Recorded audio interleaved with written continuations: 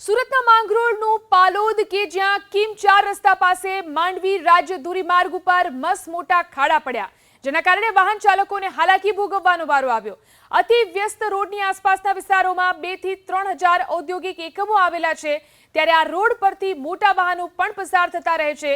જો કે વરસાદને કારણે રસ્તા પર ઠેર ઠેર ખાડા પડ્યા, પરંતુ માર્ગ અને મકાન વિભાગે કોઈ કામગીરી નથી કરી, જેને લઈ નાના વાહન ચાલકોને તો અકસ્માતનો ભય છે। ત્યારે સ્થાનિકો અને વાહન ચાલકોની માંગ છે કે વહેલી તકે આ ખાડાઓનું પુરાણ કરી રસ્તાનું સમારકામ કરવામાં આવે।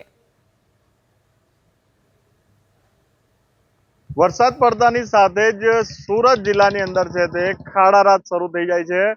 વરસાદ પડે એટલે રોડ પર ખાડા પડવાનું શરૂ થાય છે। હાલ હું છું કિમ 4 રસ્તા વિસ્તારની અંદર અને આ કિમ થી માંડવીને જોડતો રાજ્ય ધોરીમાર્ગ છે અને માર્ગનો નંબર છે 65 નંબરનો। દ્રશ્યમાં જે રીતે જોઈ શકાય છે કે રોડ પર છે તે મસ્ત મોટા છે તે ખાડા પડી ગયા છે। ખાસ કરીને દ્રશ્યમાં જે રીતે જોઈ શકાય છે કે હાલ છે તે ખાડાની અંદર પાણી ભરેલું છે, પણ જે રીતે વાહનો પડી રહ્યા છે ખાડાની અંદર, 1.5-2 ફૂટ મોટા ખાડા છે તે આ માર્ગ પર છે તે પડી ગયા છે। ખાસ કરીને સ્થાનિક પોલીસ દ્વારા અહીંયા જે ખાડા પડ્યા છે તેની અંદર બેરિકેડ પણ મૂકવામાં આવ્યું છે, જેને લઈને કોઈ અકસ્માત ના સર્જાય। એનું કારણ છે કે અહીં છે તે પાણી ભરેલા છે ખાડામાં, જે જોઈ શકાતા નથી। વાહન ચાલકોને ભારે હાલાકી છે તે અહીં પડી રહી છે। મોટરસાયકલ સવાર હોય તો અહીં અકસ્માત પણ સર્જાય છે। ખાસ કરીને જે રીતે આ ખાડાઓ પડ્યા છે, પાણીનો ભરાવો સતત અહીંયા રહે છે। માર્ગ અને મકાન વિભાગ દ્વારા યોગ્ય મરામત નથી કરવામાં આવતી, આનું પરમનન્ટ સોલ્યુશન નથી કરવામાં આવતું, અને જેને લઈને વરસાદ પડતા જ પાણીનો ભરાવો થાય છે અને પાણી ભરાતા જ અહીં છે તે આ ખાડાઓ પડી જતા હોય છે। મસ્ત મોટા ટોચિંગ વાહનો છે તે આ રસ્તાથી સુરત અને હજીરા જાય છે। ઓવરલોડ વાહનો પણ હોય છે। ખાસ કરીને જે રીતે દ્રશ્યમાં જોઈ શકાય છે કે વાહનોને પણ છે તે નુકસાન થતું હોય છે। ખાસ કરીને અચાનક ખાડાની અંદર પડતા જ વાહનોમાં પણ ખૂબ મોટું નુકસાન થતું હોય છે। દર વર્ષની આ પરિસ્થિતિ છે। પાણીનો ભરાવો થવાના કારણે આ જગ્યા પર થોડો વરસાદ પડે અને પાણીનો ભરાવો થાય અને ખાડા પડવાની શરૂઆત થાય છે। માર્ગ અને મકાન વિભાગની આંખ નથી ઉઘડતી। આ ખાડા માર્ગ અને મકાન વિભાગને નથી દેખાતા। અહીંથી માર્ગ અને મકાન વિભાગના અધિકારીઓ પણ પસાર થતા હશે, પરંતુ કદાચ કામ નથી કરવું।